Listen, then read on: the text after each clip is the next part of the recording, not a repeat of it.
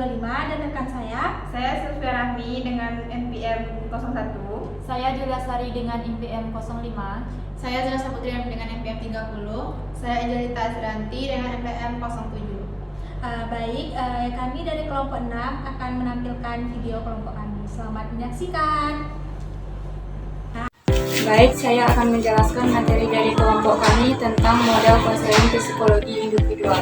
Secara singkat, tokoh psikologi individual Alfred Adler dilahirkan di Wina pada tanggal 9 Februari 1870. Dia menyelesaikan studinya dalam lapangan kedokteran pada Universitas Wina pada tahun 1895. Mula-mula mengambil spesialisasi dalam oftalmologi dan kemudian dalam lapangan psikiatri.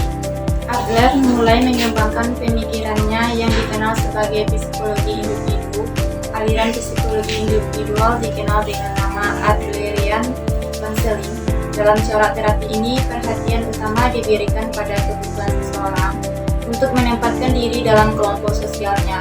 Ketiga konsep pokok dalam corak terapi ini adalah rasa rendah diri, inferiority feeling, usaha untuk mencapai keunggulan, striving for superiority, dan gaya hidup berseorangan, prison lifestyle.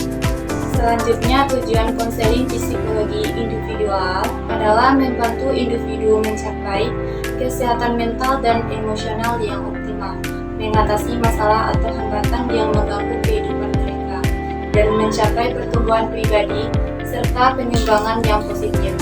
Konseling psikologi individu bertujuan untuk membantu konseli memahami diri mereka sendiri dengan lebih baik, mengatasi perasaan dan pemikiran yang mengganggu, dan mengembangkan strategi untuk mengatasi tantangan hidup.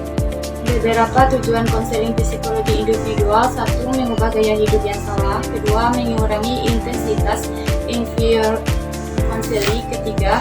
Meningkatkan minat sosial konseli. 5. Mengkonfrontasi mekanisme superioritas. Selanjutnya, teknik dan proses konseling psikologi individual. 1. Refleksi. Melibatkan, mengulang kembali atau mengekspresikan kembali apa yang dikatakan konseli dengan bahasa mereka sendiri. Kedua, pertanyaan terbuka. Pertanyaan terbuka adalah pertanyaan yang mendorong konseli untuk memberikan jawaban yang lebih rinci dan mendalam. Ketiga, pertanyaan tertutup.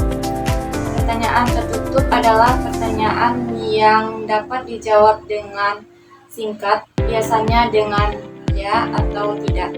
Keempat, validasi. Validasi adalah teknik yang digunakan untuk menunjukkan penghargaan dan pengakuan atas perasaan atau pengalaman konseli. Kelima, teknik relaksasi. Teknik relaksasi digunakan untuk membantu konseli mengatasi kecemasan, stres, atau ketegangan. Keenam, merestrukturisasi kognitif. Teknik merestrukturisasi kognitif digunakan untuk membantu konseli mengidentifikasi dan mengubah pola pikir negatif atau irasional menjadi pola pikir yang lebih positif dan realistis. 7. Penggunaan jurnal. Konselor mendorong konseli untuk mencatat perasaan, pikiran, dan pengalaman mereka dalam jurnal sebagai bentuk refleksi diri dan pemahaman lebih lanjut tentang diri mereka sendiri. 8. Peran bermain, khusus untuk konseling anak-anak. Dalam beberapa kasus, konselor menggunakan peran bermain atau terapi permainan untuk membantu anak-anak mengekspresikan perasaan mereka tentang situasi atau masalah tertentu.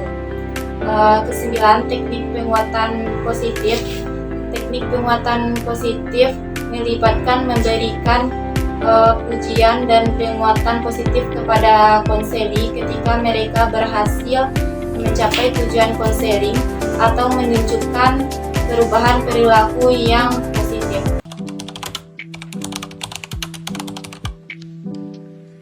Konselor 1. Terima kasih Ananda. Ada apa ini Ananda temui Ibu? Jadi begini Bu, saya memiliki permasalahan dengan pacar saya Bu. Oh iya. Bisa Ananda ceritakan lebih lanjut? Bisa Bu.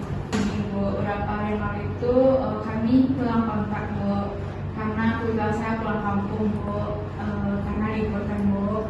Jadi pacar saya ini menetap di Padang Bu, karena juga kuliah Bu.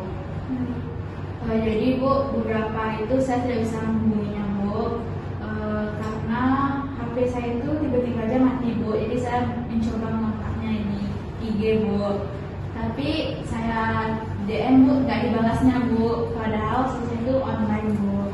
Jadi itu Bu, saya jadinya bingung Bu, menangkap dia pergi Bu.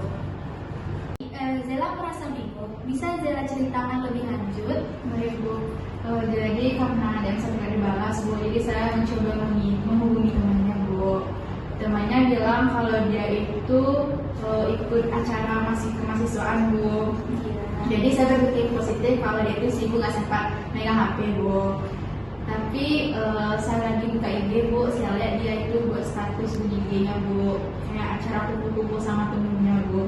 Jadi saya berpikir kalau dia ini nggak balas chat saya Bu, gitu Bu. Jadi saya udah berpikir negatif, saya pikir kalau dia ada yang lain selain saya Bu. Begitu Bu. Zela berpikir ada orang lain selain Zela. Apa yang membuat Zela berpikir seperti itu? Ya Bu, karena saya sudah mencoba menghubunginya Bu, tapi tidak dibalas Bu. Dan juga mungkin karena kesibukannya tidak sempat mengabari saya Bu, jadi saya berpikir agak negatif Bu dengan pasangan saya Bu. Baik Zela, apa Zela sudah menanyakan hal ini kepada pasangan Zela? Belum Bu. Apa yang membuat Zela berpikir begitu dan bagaimana pikiran negatif itu bisa muncul? Jadi Bu, aja saya berpikir seperti itu Bu, karena dia kan juga mahasiswa seperti saya kan Bu. Jadi palingan dia beraktivitas di kampus cuma mulai sampai sore Bu. Itu pun kalau ada kegiatan mahasiswa paling di luar kampus Bu, yang kayak ada dengan kating-kating gitu kan Bu. Apa salahnya dia menghubungi saya ketika malam Bu? Kan nggak selalu saya minta dia untuk nelpon saya Bu, paling kan untuk mengabari saja Bu, itu Bu. Baik Zela, kelihatannya Zela sangat kesal ya. Nah, Zela bisa ngikutin ibu, tarik nafas Zela perlahan dan buang ke mulut. Apakah Zela sudah tenang? Sudah Bu. Baik Zela, bisa Zela ceritakan lebih lanjut? Bisa Bu. Jadi Bu, mungkin karena dia tidak mengabari saya, sepertinya saya harus beristirahat sejenak di hubungan ini Bu. Seperti kami lebih baik mengurus urusan masing-masing Bu.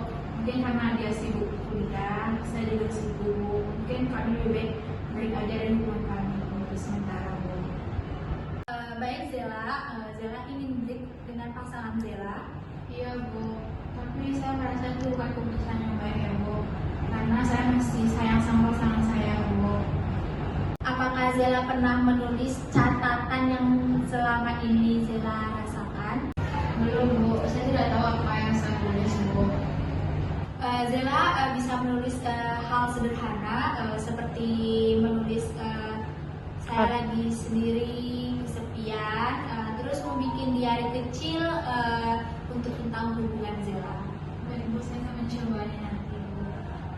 Baik Zela, Ibu yakin Zela mampu menyelesaikan masalah ini dengan baik. Baik Bu, terima kasih Bu. Terima kasih juga Zela. Konselor 2. Halo, selamat datang Rahmi. Bagaimana kabar kamu hari ini? Jujur saya lagi capek banget Bu, rasanya kepala saya penuh, sekolah makin berat, tugas juga numpuk, dan orang tua juga minta terus Bu.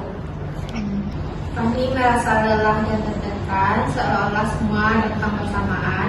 Boleh Rahmi ceritakan lebih lanjut?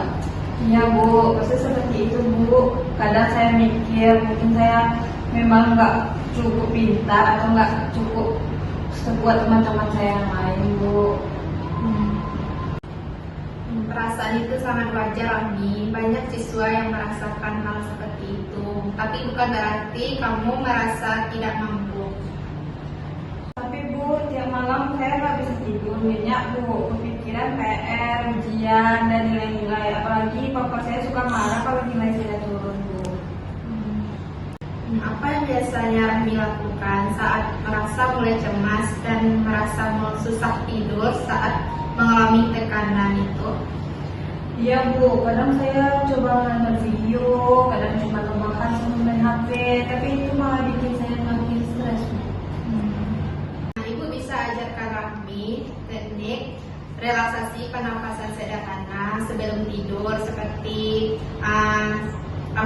melakukan tarik nafas dan keluarkan secara berulang kali sebelum tidur. Hal itu bisa membantu Rahmi merasa lebih tenang. Apakah bisa kita coba? Bisa Bu. Mari Rahmi ikuti Ibu. Ya Bu.